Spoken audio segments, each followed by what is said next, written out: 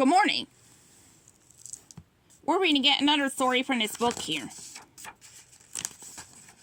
We'll get to this one short because this was right on the first page. Today's story is called Toy Story, The Big Campout. Guess what? Bonnie looked excitedly at her toys. We're doing something really special tonight. The toys were carefully arranged on Bonnie's bed. They couldn't wait to find out what the special something was, but they stayed motionless. The little girl clapped her hands. We're going on an adventure!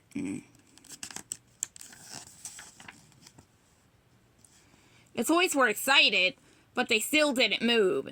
And we all get to go, Bonnie said. She carefully placed Woody, Buzz Lightyear, Slinky Dog, and all her new toys in a big tote bag. Next, she collected her beloved old toys, Buttercup the Unicorn, Trixie the Triceratops, and a hedgehog called Mr. Pricklepants. A rag doll named Dolly came too. We're going to have so much fun, Bonnie told them. Bonnie ran off to find a flashlight.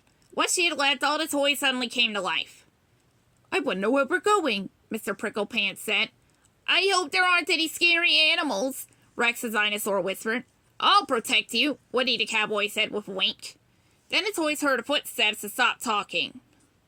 We're camping out, Bonnie announced happily as she came into the room. She scooped up the tote bag.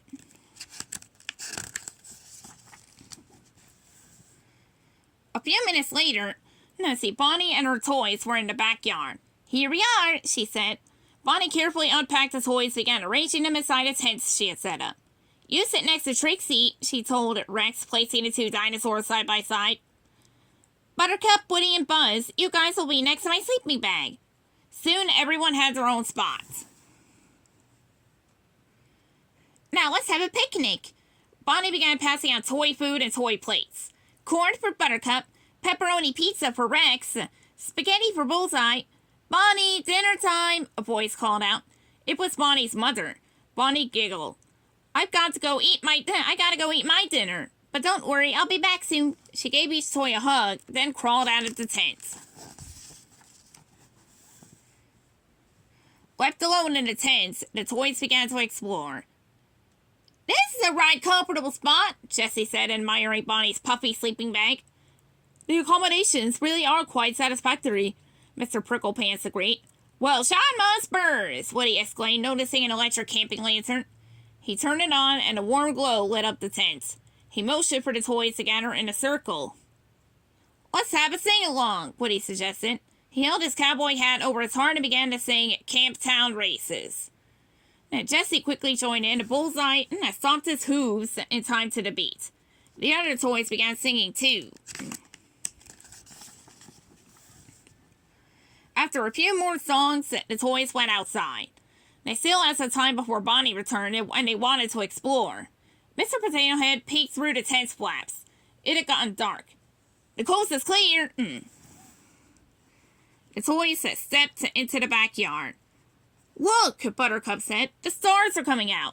Buzz smiled. That, my friend, is the Big Dipper. That's this here. In that case, you don't know. 7 stars that form a ladle shape. He pointed toward the constellation. You sure know a lot about the sky, Trixie said, impressed. Buzz grinned. That comes with the Space Ranger territory. I just saw a shooting star, Mr. Potato Head shouted. I think that was a firefly, Ham said. Jessie hopped on Bullseye. I'm going to explore the yard. Buttercup trotted over. Follow me. I'll show you the rose bed near the sprinklers. Trixie turned to the other toys. Who wants to play freeze tag? But before anyone could answer, she tapped Rex. Tag, you're frozen. Smiling, the rest of the toys began running away as Trixie chased after them. The flower bed is out of bounds, she shouted. Hey, someone, tag me, Rex called out, still frozen. Anyone?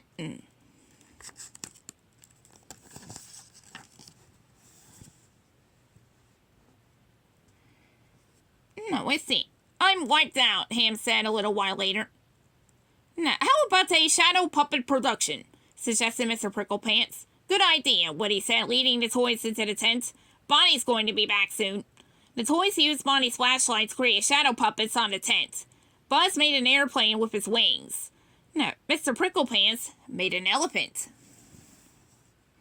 Rex peeked outside the tent window. Boy, it sure got dark fast, he remarked. Then Dolly, made a pair of bunny ears behind his head. Everyone laughed, even Rex.